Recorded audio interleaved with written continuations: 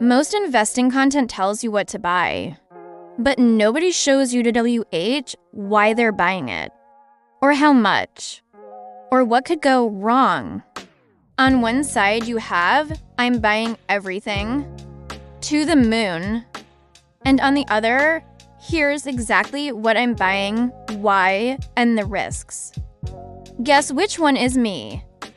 Look, I'm not here to hype you on the next meme stock or promise you 1,000% returns.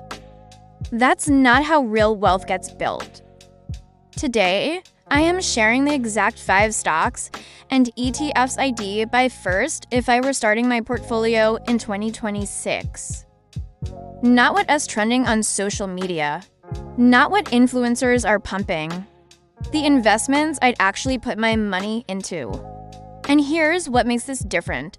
For each pick, I'm telling you exactly what it is and what it holds, why the valuation makes sense right now, what percentage of a portfolio it should be, the actual risks you need to know, and who should and shouldn't buy it. Now, this isn't financial advice, I'm not your advisor. But I am going to show you my thought process so you can make informed decisions for yourself. These 5 picks give you broad market exposure, AI and tech growth, dividend income for stability, international diversification, and a defensive position for when markets get rough. Conservative and growth. Stability and upside. That's how you build lasting wealth. Let's dive in. First up, pick number 1 is all about building the foundation first. This is the Vanguard Total Stock Market ETF, ticker VTI. It's essentially the entire US stock market in one fund, over 3,500 companies, from Apple all the way down to tiny businesses most people have never heard of. You get large caps like Apple and Microsoft, mid caps, and small caps. The numbers that matter are its tiny 0.03% expense ratio, a 10-year average return of about 12% annually, and a dividend yield around 1%. So why would I buy this first in 2026? 3 reasons. First, maximum diversification. You're not betting on one sector or one company. You own a piece of the entire American economy. Tech booms. You benefit. Healthcare grows. You benefit. Second, it's historically proven.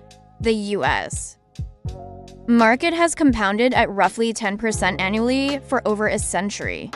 And third, it's set it and forget it simple. The fund automatically adjusts for you. Now, is VTI expensive?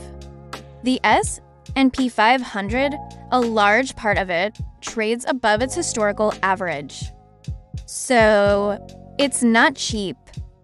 But with interest rates potentially coming down and AI productivity gains, the valuation might be justified. My take? Not a bargain, but a good entry point for long-term investors. For allocation, I'd suggest 50 to 60% for moderate investors. The risks, it's US. Heavy, has no downside protection in a crash, and is concentrated in tech at the top.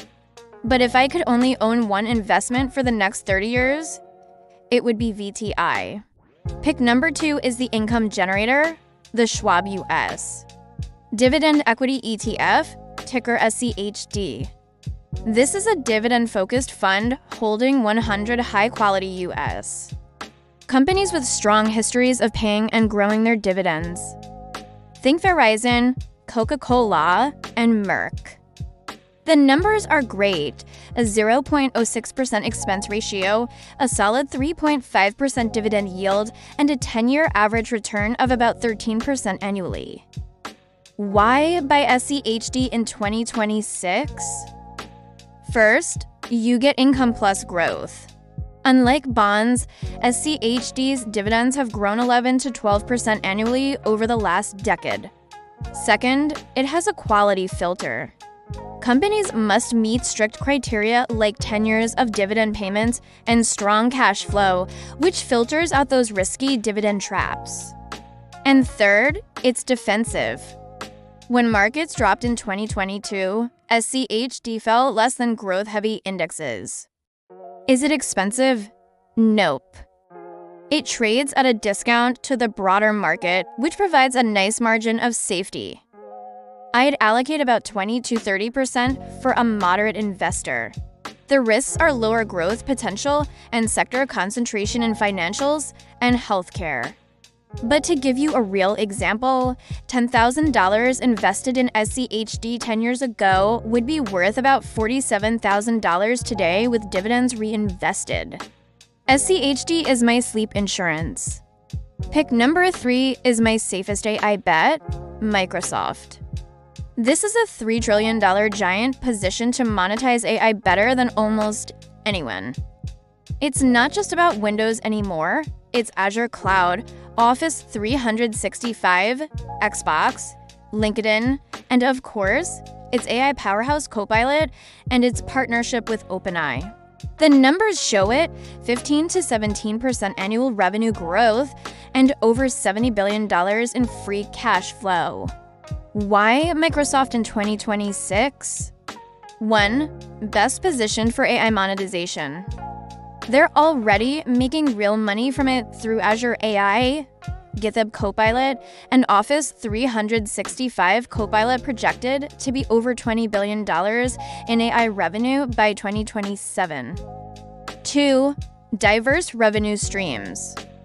If AI hype cools, they still have their cloud and software businesses. 3. It's a financial fortress with over $100 billion in cash. Is it expensive? At 35 times forward earnings, yes, it's high. But you're paying for best-in-class management, dominant market positions, and proven AI leadership. The premium feels justified. I'd allocate about 8 to 12% for a moderate portfolio. The risks are its high valuation and regulatory scrutiny. But if I'm picking one individual stock, it's Microsoft. Just remember to never bet everything on one company. Pick 4 is the global diversifier, Vanguard Total International Stock ETF, ticker VXUS. This is the entire non-US stock market to over 8,000 companies across Europe, the Pacific, and emerging markets. You get giants like TSMC, Samsung, Nestle, and ASML. The expense ratio is a low 0.07%, and the dividend yield is over 3%. Now, its 10-year return has underperformed the US, but that's exactly why it's interesting. Why buy it? First, the US won't dominate forever. Markets rotate. From 2000 to 2010, international stocks crushed the US. Betting 100% on one country is a concentration risk. Second, the valuation discount is huge. International stocks trade at a P/E of around 14x compared to 22x for the US. That gap could close. Third, you get currency diversification. And fourth, you get access to unique, world-class companies not available in you. As funds for allocation, I'd suggest 25 to 35% for a moderate investor. The risks include currency fluctuations and slower growth in some regions. I keep about 25 to 30% of my equity in VXUS. It's diversification insurance, not a short-term bet. Finally, pick number 5 is the Ballast Vanguard Total Bond Market ETF, ticker BND. This is a diversified portfolio of U.S. investment-grade government and corporate bonds. It holds U.S. treasuries, corporate bonds, and mortgage-backed securities. The numbers, a 0.03% expense ratio and a current yield of around 4.5%. Why buy bonds in 2026? First, you get income without stock market risk. Second, bonds act as portfolio ballast. Now, in 2022, bonds fell with stocks because of rising interest rates. But that's what makes 2026 interesting. Rates have already risen, and the Fed is potentially looking to cut. When interest rates fall, bond prices rise. Bond could deliver solid total returns. And third, bonds give you rebalancing opportunities, dry powder to buy stocks when they're cheap. Are bonds attractive now?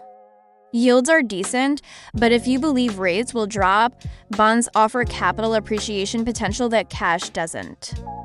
I'd recommend 20 to 30% for a moderate portfolio, but 0 for a young, aggressive investor. The risks are interest rate changes and inflation.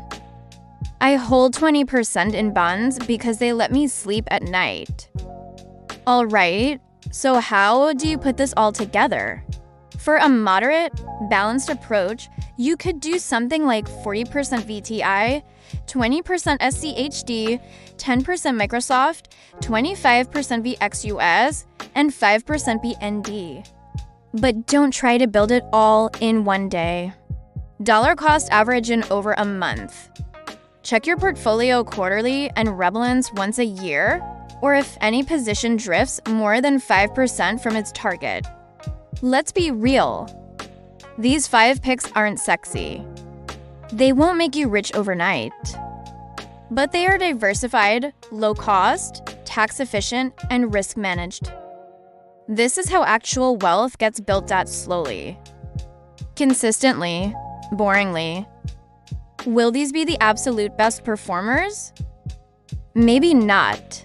But I'd rather have a portfolio I can stick with through market cycles than chase the next hot thing and panic sell. So drop a comment. Which of these would you prioritize? I'm genuinely curious about your thought process.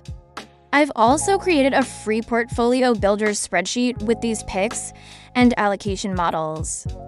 The link is in the description. If you want more honest, no hype investing analysis like this, subscribe to Money Momentum.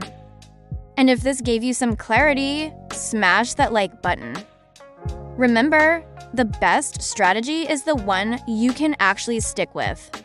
Build your foundation, diversify intelligently, and stay consistent.